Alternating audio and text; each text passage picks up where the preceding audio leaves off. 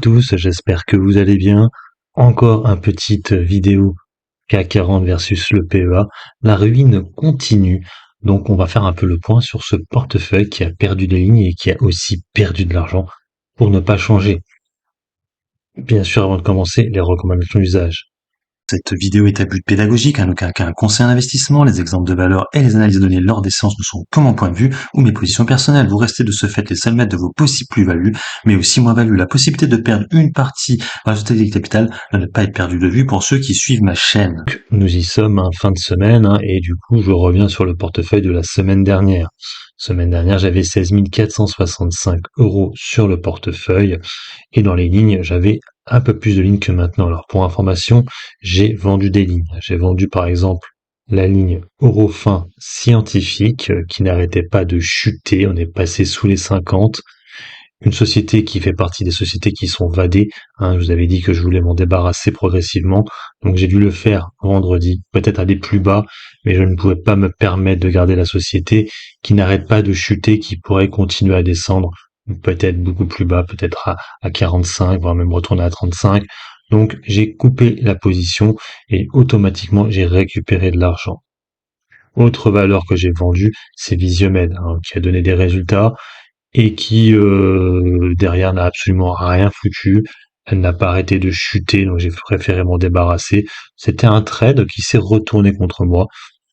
Il n'y a pas de souci là-dessus. Donc allons voir maintenant où j'en suis. Hop.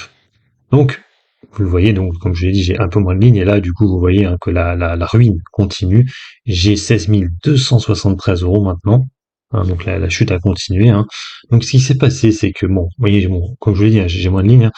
Déjà LVMH, vous voyez, maintenant j'ai que 3 actions maintenant, quand même. J'ai une grosse position dessus, j'ai 1981 €. J'ai, cela dit, une très grosse moins-value quand même, 125 € et 5,96 de moins-value actuellement sur le dossier. Pour l'instant, on est toujours sur cette tendance baissière sur LVMH qui pourrait continuer, peut-être aller chercher les 550, peut-être même plus. Donc bon, on verra. Celle qui a pas mal chuté aussi, c'est Alstom. Pour ma part, j'en ai pas repris d'Alstom. Je vais garder la position comme ça. J'ai quasiment 40% de moins-value, 685 € de moins-value. C'est une ligne qui est un peu morte. Ça va être une ligne fond de portefeuille qu'il va falloir plus trop regarder, où l'échec est là.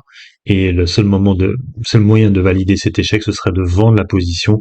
Mais j'ai un peu trop de moins-value dessus, je trouve, et je pense quand même qu'à un moment donné, ça risquerait de rebondir, même si j'ai un peu peur de une possible AK. Bon, le S&P, ça pour l'instant, ça va. Donc du coup, ils ont changé le nom, j'ai l'impression, un m'ont dit CAC 40, le BX4. Bon, je commence un petit peu à gagner de l'argent, c'est cool.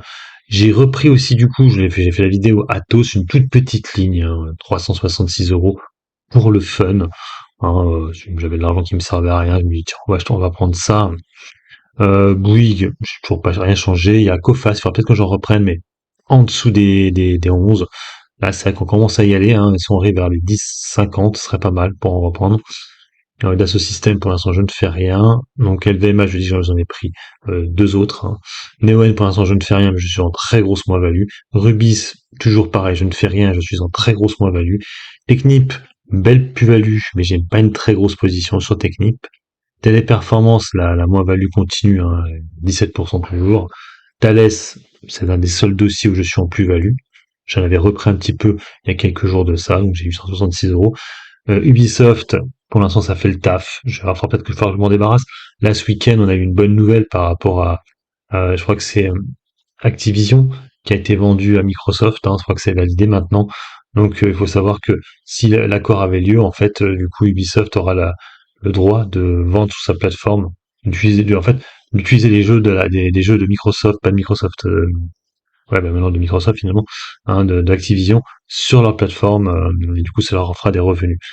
C'était un peu une loi antitrust qui avait été mise en place et du coup Activision a dit on reversera ces droits-là à Ubisoft. Donc ça c'est plutôt cool. On pourrait peut-être passer au-dessus des 30 € dans les prochaines semaines sur Ubisoft. Pour l'instant c'est une valeur défensive, mais à cause de la VAD, a tendance souvent à chuter assez violemment dès qu'il y a un truc qui va pas. On a vu cette semaine, elle a perdu quasiment 6% à un moment donné. Et donc la dernière valeur, c'est Veralia. hein, qui continue sa chute progressive, hein. J'ai 10% de moins-value actuellement dessus. On est à 34,58 €. On pourrait descendre jusqu'à 28 € si les résultats du T3 sont décevants, ce qui pourrait être fort probable étant donné qu'on a vu que les vins spiritueux étaient en grosse baisse sur les différents acteurs du secteur. On va regarder un peu la performance. Donc vous voyez, donc là, avec la baisse que j'ai eue, j'ai à peu près 1,14% de baisse sur mon compte PEA. Donc vous voyez, pour le CAC 40, lui a fini en légère baisse, moins 0,25, mais il a été extrêmement résilient, hein, sur toute la semaine. Il y a juste eu vendredi qu'il a connu une très grosse chute, 1,42. Mais sinon, voilà, un moins 0,25. Donc de nouveau, encore cette semaine, je fais moins bien que le CAC 40. Et sur l'année, hein, je suis beaucoup moins bien que le CAC 40. Hein. Je crois que j'ai gagné 2%, hein, peut-être un peu plus, peut-être 3, 4%, mais le CAC 40 fait le double, 2 fois mieux que moi depuis le début d'année. Donc c'est vrai que là, pour l'instant, il est complètement indétrônable, je ne peux rien faire. C'est pour ça aussi que du coup j'ai changé un peu ma façon de faire, hein. Donc je prends des valeurs du coup qui sont défensives, on va dire, hein, offensives ou ce que vous voulez avec LVMH, et progressivement je vais me débarrasser des valeurs un peu scam, hein, c'est-à-dire des trucs un peu qui ne font rien, qui bousillent un peu mon portefeuille, hein, c'est-à-dire Rubis, Téléperformance, Alstom, tous ces dossiers-là qui finalement me ruinent progressivement, hein, me fait complètement sous-performer le CAC depuis quasiment 5 mois. Ça fait 5 mois que je sous-performe à cause de ces dossiers qui ne bougent pas. Vous voyez, par exemple, au lieu de prendre Téléperformance, j'aurais dû prendre ST Microélectronique.